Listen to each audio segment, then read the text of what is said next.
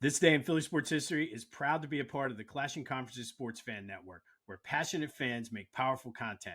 Check out theclashingconferences.com and join the squad today.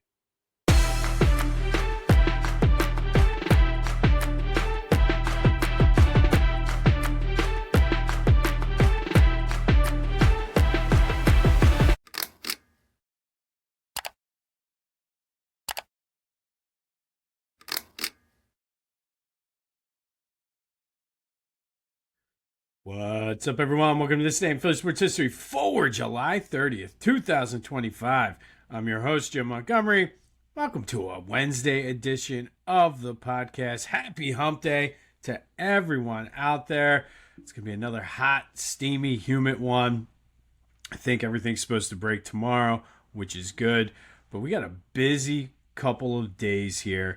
And I guess first and foremost, let's start with the game. Phillies beat the White Sox last night 6-3. Schwarber with a bomb. Brandon Marsh with a bomb.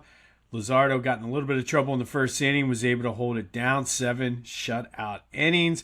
And then Daniel Robert gave up 3 runs in the 9th. No harm, no foul. And I usually don't do this. However, I did have the over in the game, so those 3 runs did give me a push. It did look like the Phillies were going to score 9 runs on their own, but a good bounce-back win for them. They look to take the series this afternoon, sending Taijuan Walker, who did not pitch bad up in New York his last time out. Let's go. You can't lose this game. Cannot lose this game. And then tomorrow they're off, trade deadline, so be refreshing Twitter, all that other good stuff all day. And listen, it's going to be expensive. And there is it's simple supply and demand. There's a short demand, or a big supply, huge demand for specifically relievers that the Phillies need. So it's going to cost you what you need to do. However, I've gone on record. We've done a lot of trade deadline stuff over the past week or so. You got to make the trade, Dave. You got to do it. The prospects they're just that. They're prospects. And I don't think anybody should be off the table with the exception of maybe Painter. And that's only if you plan on using him as a contributor down the stretch here. But we go back, and again, Ruben Amaro gets, I think, an unjustifiably bad rep in this town. He didn't do anything to replenish the farm system. I 100% agree with that. However, he had the balls to go for it. He went for it every single year and put those teams from 2009 to 2011 in a position to win another World Series. And I think we often lose sight of that because the team underachieved. He went out and got Hunter Pence when he needed to. Went out, brought Cliff Lee back. Got Roy Oswalt. Went for Roy Halladay. So got Cliff Lee the first time. So he went for it. It just did not work out. Now, could he have done a better job replenishing the farm system? Probably. I think that's obvious. I do know, I've heard him say this before, that he was, I think Ranger Suarez was drafted under him. But you got to go for it, Dave. Like, these prospects, and I mean, really, what did Ruben give up for them? And I think this is more, out of all of the trades that Ruben made, this is more an indictment, I think, on what he did not do to replenish the farm system. It seems as though Dombrowski has the things in place, the people in place, the scouting, the player development in place to not have that happen. I mean, they've been slowly getting there, and it seems like they have a good system. But Ruben, Carlos Carrasco was a solid major league pitcher. Travis d'Arnaud, we talked about him the other day, was an all-star, won a World Series with the Braves. And then J.A. Happ, who was a solid starter. But we held on to Dom Brown too long. Imagine what we could have gotten for Dom Brown. You could have gotten a player as well as help replenish the farm system. Kyle Drabeck, everybody was like, oh, Kyle Drabeck. What did he do? So I caution about being too attached to these prospects because we were attached to Dom Brown forever. And apparently Dom Brown still lives in the area. Apparently he's a nice guy. And I'm not knocking him as a person, but as a player, he had a good 6-week stretch, parlayed it into the All-Star game. But I think we overvalued and held on too long to a lot of these guys. And I feel like we're starting to do the same. If it takes Crawford and Mick Abel and Aiden Miller to get some of these guys in, and now you don't want to do it for rentals, but if you can get a guy back who's going to be under club control and contributing at a major league level, which according to Dave Dombrowski, those guys aren't quite there yet, I think it's worth it, especially if you're able to make a deep playoff run.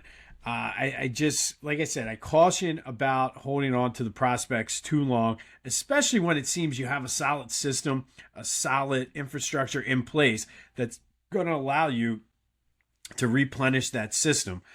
So we'll see what happens. We're about 36 hours away from the trade deadline.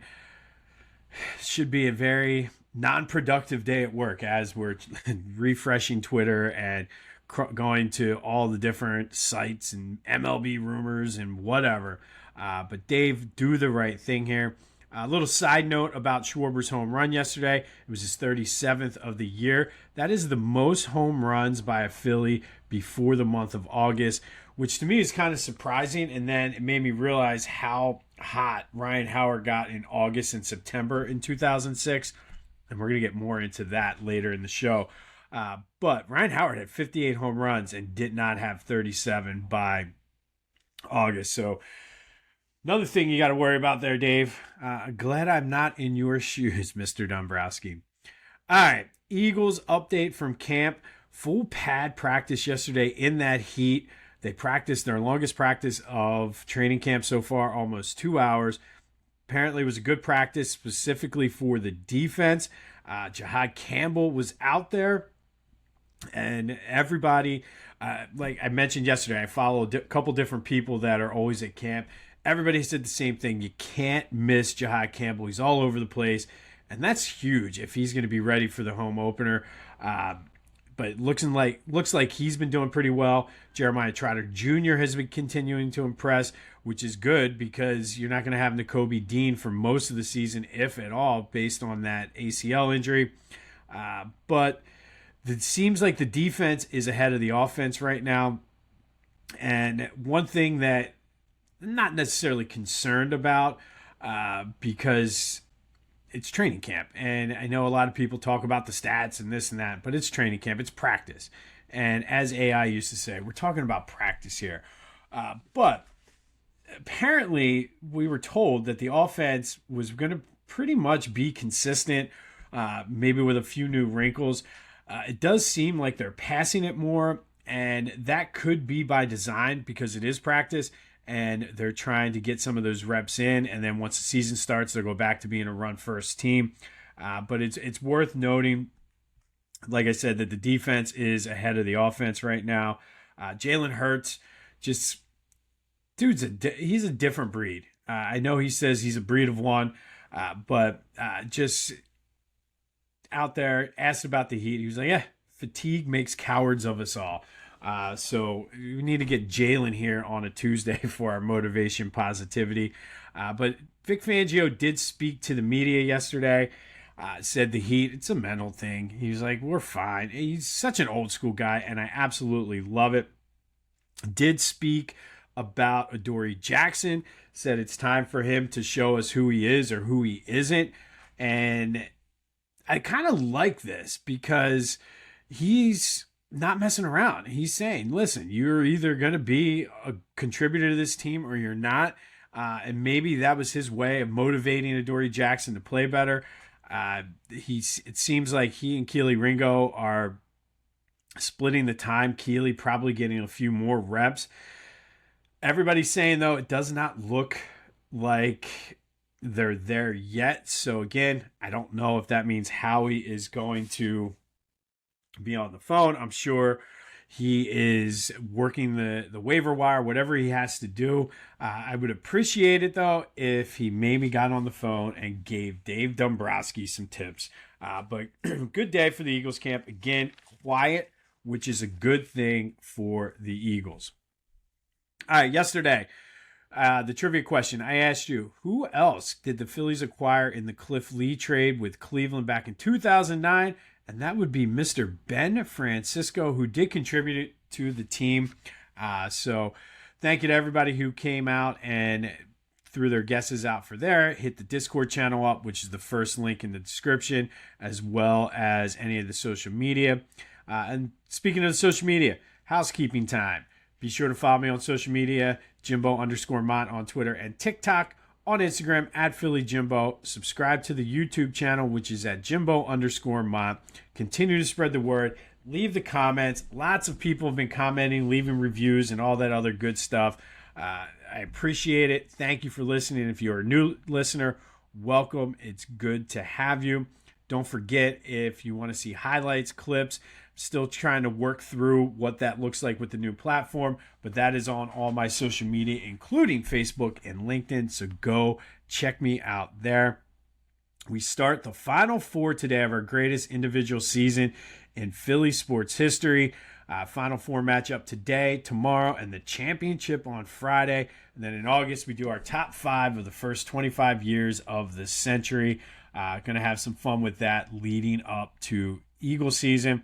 And then speaking of Eagle season, don't forget details. We're working them out as we speak for the pregame show I'm going to be doing with my brother every week before every Eagles game. I'm going to break down the game the week before, give you our picks. The 3 keys are back. KeyBank or any car dealership in the area open for sponsors. So hit me up if you want to do that.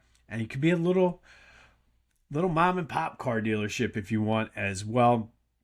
Give you some bets, fantasy picks, things like that. Should be a lot of fun. Working on trying to get some opposing fans and experts on as well. So stay tuned for that. Details will be forthcoming as they become available.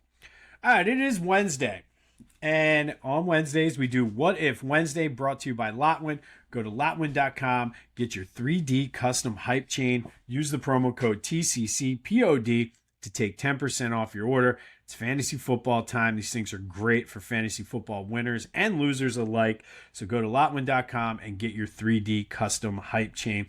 Don't forget the promo code TCCPOD to take 10% off of your order.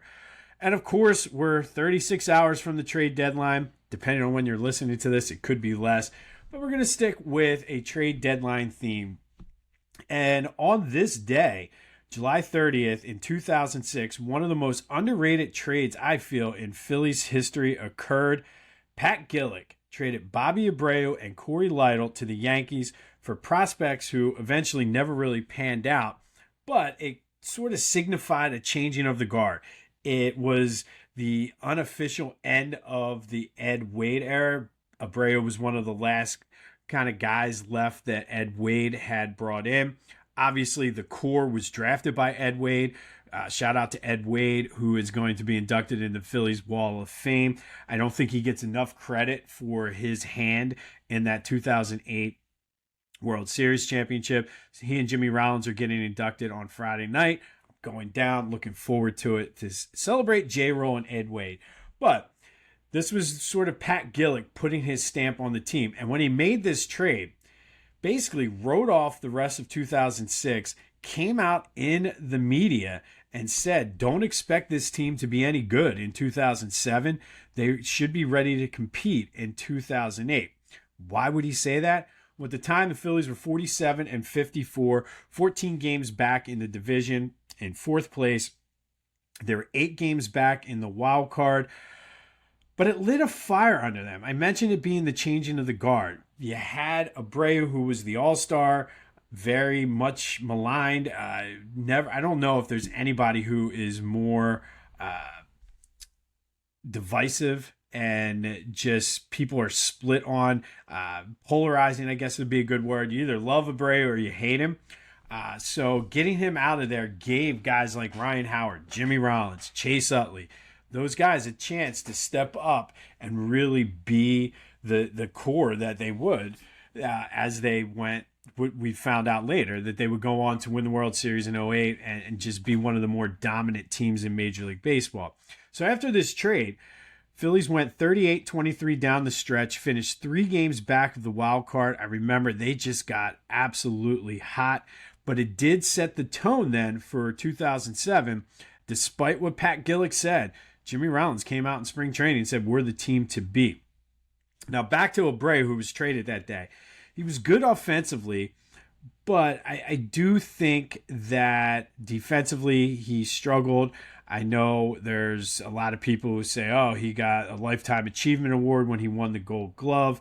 However, like I said, the team did rally together after getting rid of Abreu. It also, underrated, gave Shane Victorino some regular playing time, who Shane became one of the key cogs in those 07 to 2011 teams. So for What If Wednesday, what if the Phillies didn't trade Bobby Abreu? What if they held on to him? He was an all-star caliber player, had a couple good seasons offensively left in him. He still had decent numbers between 2007 and 2009. Obviously, defensively, he was a liability, and at the time, there was not a DH in the National League. How much of an impact would that have had on that 2007, 2008, 2009 Phillies team? Likely a big impact. That team, like I said, gelled after Bobby Abreu came together. Some of it was out of necessity. Some of it may have been because there was no pressure, because the general manager said, don't expect them to compete the following year. We're writing off this season. Maybe it was sort of like the major league effect where they're like, screw you, we're going to go out and show you what we can do. Who knows? But I think it was sort of the perfect storm of all of that that allowed the team to rally together. I mean, if Bobby stayed, though, offensively, your top 5 in the order would have been Rollins, Abreu, Utley, or it would have been Rollins, Abreu, Utley, Howard, and Pat Burrell. I mean, that's a pretty good top 5.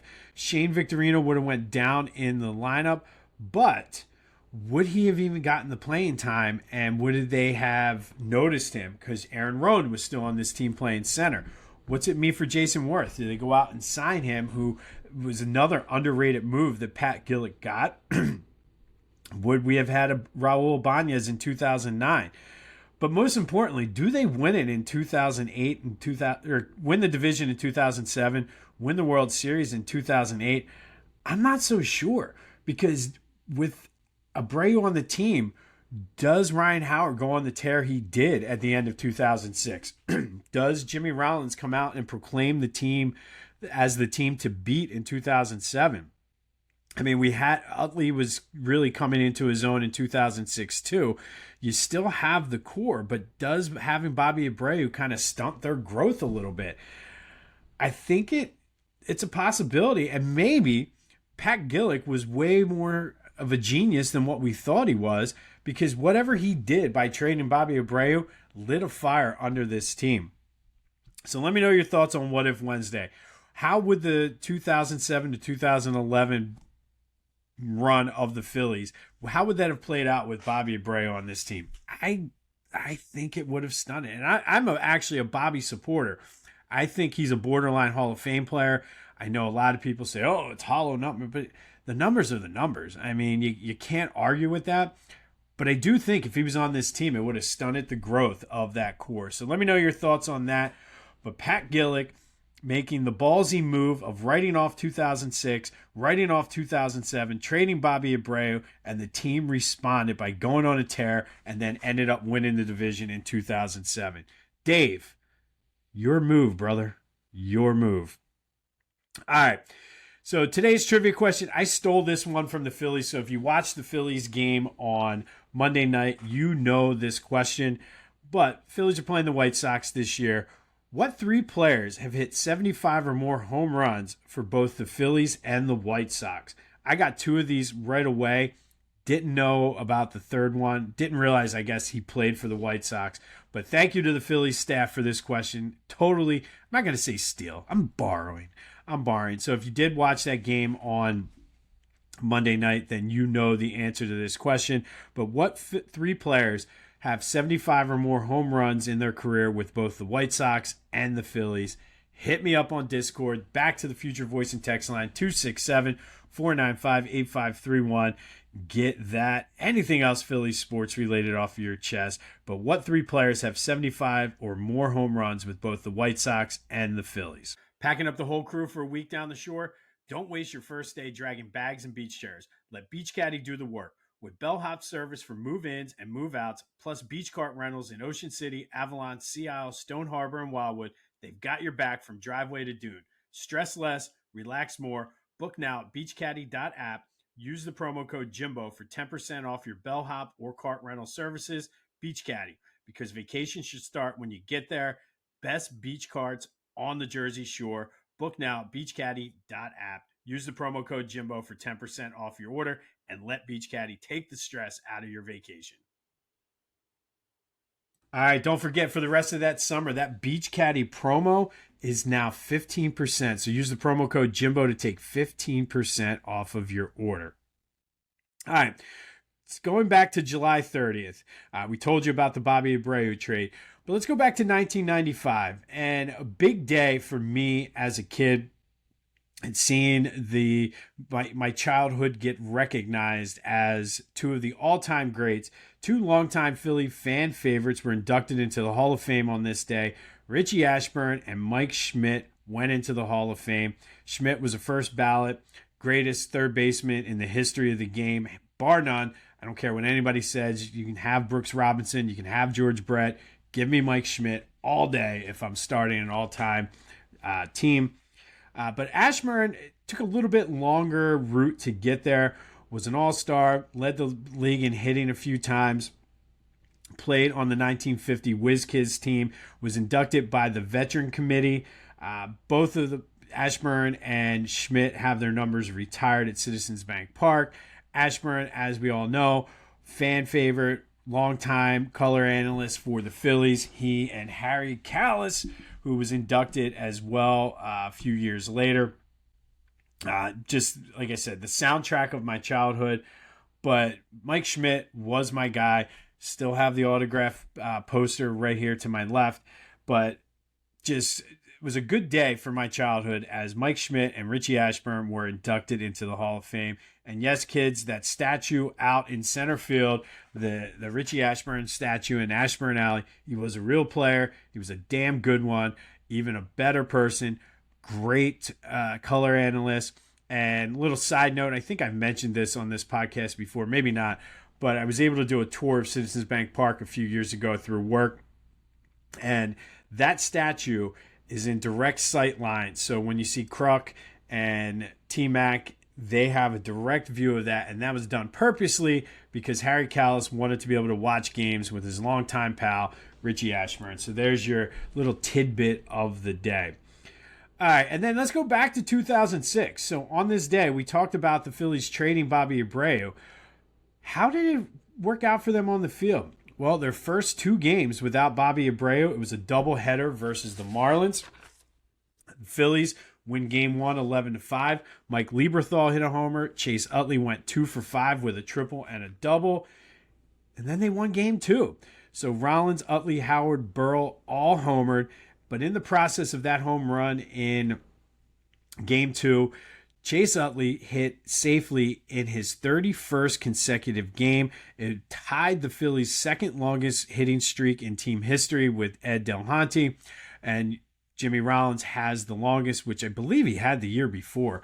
But Chase Utley extended his hitting streak to 31 games on this day in 2006 as the Phillies win their first 2 games without Bobby Abreu. And we know it was sort of like a rocket that they took off. And later in August, we'll get to all of a sudden they were back in the playoff race, and they did make a move in August, which paid dividends 2 years later. So stay tuned for that later in August. All right. And finally today, our greatest individual season in Philly sports history tournament rolls on. The winner of the Eagles Regional was Saquon Barkley with 56% of the votes. I get it. I 100% get it, because if you take the whole totality of his impact on the team, the fact they won the Super Bowl, 2,000 yards, all of that, I get it. I still think Reggie White's season in 1987 was more dominant. But of course, I'm biased because I grew up a huge Reggie White fan. But Saquon Barkley moves on to represent the Eagles in the Final Four. So the matchups from the Final Four, we have the Phillies-Flyers matchup today. Tomorrow will be the Eagles-Sixers, and man, what a matchup this is going to be. But we got Steve Carlton versus Eric Lindros today, and then Saquon Barkley versus Wilt Chamberlain tomorrow. So today, the number 2 seed and Phillies champion, Steve Carlton, the greatest pitching season in Phillies history, 27-10, a 1.97 ERA, 346 in the third innings, 310 strikeouts, and 30 complete games. Let's think about that. 30 complete games. Most of them were out of necessity because the team was so bad. Did make the All-Star, won the Cy Young, had a .993 whip if you're into advanced stats like that, which I don't even know how advanced whip is anymore. Back when I was, it was just wins, losses, ERA, and strikeouts, but I digress. But Steve Carlton won 27 games on a team that only won 59. So just remarkable. He's representing the Phillies. And then you got the number 4 seed, Eric Lindros from 1994-95. He was an All-Star, Hart Trophy winner. I'm sorry, he wasn't an All-Star because there was no All-Star game that year due to the lockout. It was all NHL, Hart Trophy, Pearson Trophy winner, scored 70 points in 46 games. Let that sink in. 29 goals, 41 assists, added 17 power play goals, 4 game winners, added another 15 points in the playoffs, including 11 assists, as the Flyers won the Atlantic Division, had the number 2 seed, made it all the way to the Eastern Conference Finals before falling to the Devils 4-2. So now it's your turn. Whose season was better? Steve Carlton of the Phillies in 1972, Eric Lindros of the Flyers in 94-95. Get your votes in any way you can. Hit me up on the Discord. Back to the Future voice and text line, 267-495-8531. All of it's fair game, but get that vote in as we have our first Final Four matchup. Steve Carlton from 1972, Eric Lindros from 94-95. Whose season was better? Don't forget to like, subscribe, comment, leave a review. All of those things play into the algorithm. Check out the clips on social media. Whatever you can, let's start growing this thing. And we have seen some substantial growth over the past week or two. So thank you for that. I am nothing without my loyal listeners. And then don't forget to go to Philly Goat. They have you covered for all your Philly sports apparel needs. It's been hot. They have the Fan Sickle and the Bryce Pop t-shirts, which are outstanding. I'm wearing my election one with the Philly Fanatic on it today.